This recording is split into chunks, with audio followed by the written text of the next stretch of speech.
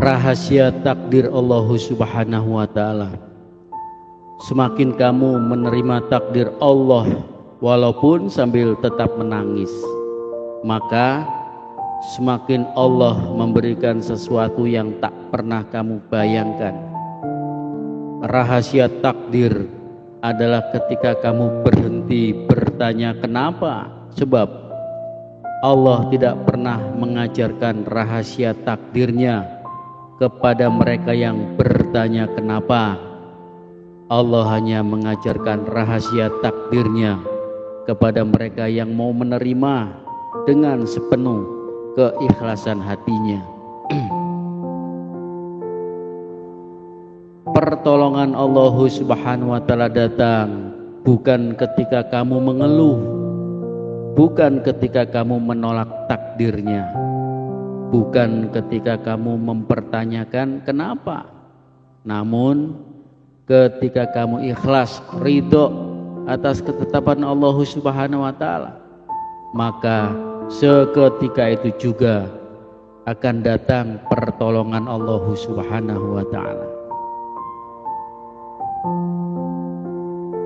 Allah Subhanahu wa ta'ala sudah berjanji atas namanya sendiri bahwa jika kamu bersabar atas getirnya alur hidupmu, pada waktunya yang tepat Allah pasti melimpahkan manisnya kebahagiaan yang bahkan di luar persangkaanmu sendiri.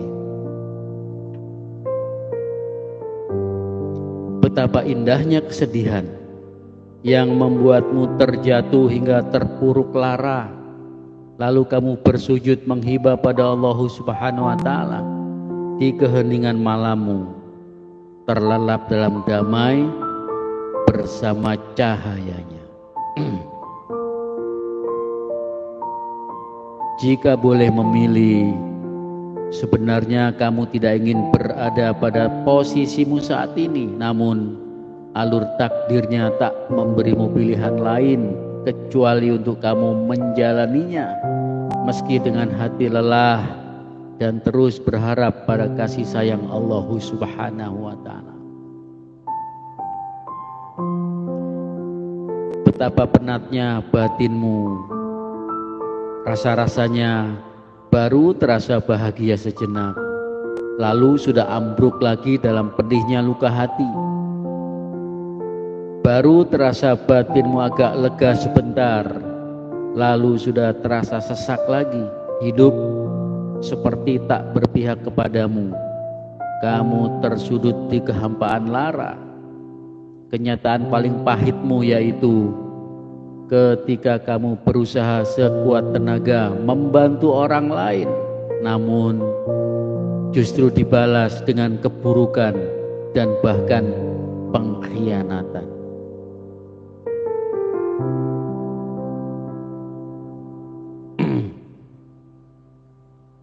Bahkan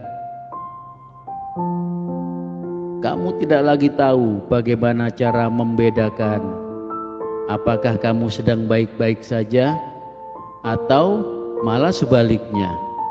Rasa-rasanya sama saja, tidak terasa bedanya. Semua terasa hambar, mati rasa. Hanya tersisa seonggok kekosongan dan sesak yang menghimpit laramu. Tak mengapa, nikmati saja proses alur takdirmu itu, nanti juga terbiasa.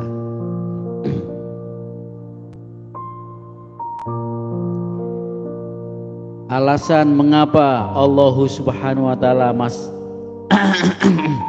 alasan mengapa kamu masih terlihat tenang meskipun dalam keadaan paling terpuruk dan bahkan dibenci manusia walaupun tanpa melakukan kesalahan adalah karena Allah mencintaimu, dan itu sebagai tanda bahwa Allah Subhanahu wa ta'ala sedang menuntunmu pada jalan keridhoannya.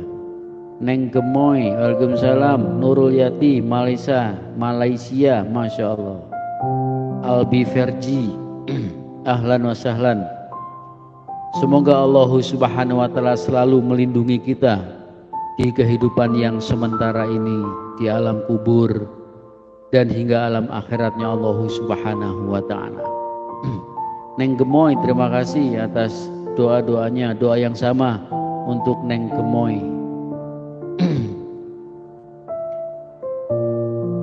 Masih ingat rasa pedih hatimu yang paling membuatmu jatuh terpuruk dalam derai air mata di senyap kesendirianmu, yaitu ketika kamu berusaha sekuat tenaga memastikan semua orang di sekitarmu baik-baik saja kecuali dirimu sendiri.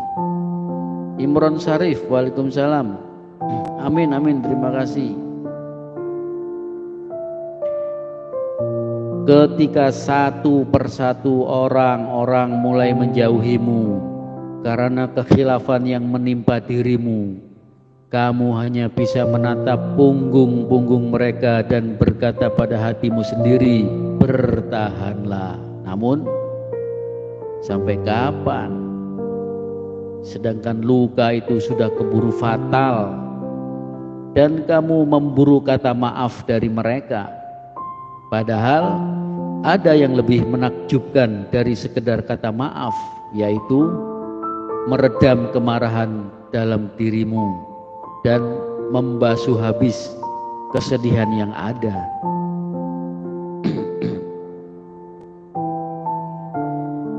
Tidak semua orang tahu bagaimana kuatnya kamu menjaga, merawat, dan menata isi hati, pikiran, dan perasaanmu untuk terlihat baik-baik saja. Jikapun kamu tersenyum, bukan karena kamu paling bahagia, namun karena rasa syukurmu kepada Allah yang tak berkesudahan.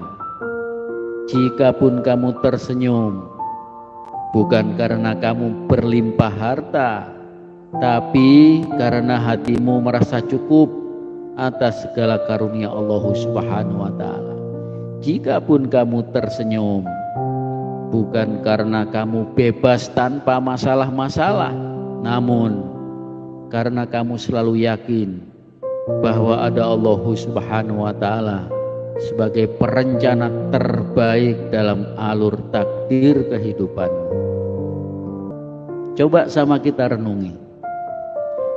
Hakikatnya hanya ada dua cerita dalam kehidupanmu. Yang pertama, dari mana kamu datang. Yang kedua, mau kemana kamu pulang. Dan lagi, datangmu ke dunia ini mau cari apa? Pulangmu mau bawa apa?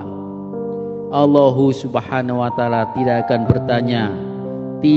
akan bertanya seberapa banyak harta, pangkat dan jabatanmu. Namun Allah akan marah jika kamu datang menghadapnya kelak hanya membawa bangkai-bangkai dunia tanpa membawa kemuliaan amal-amal akhirat.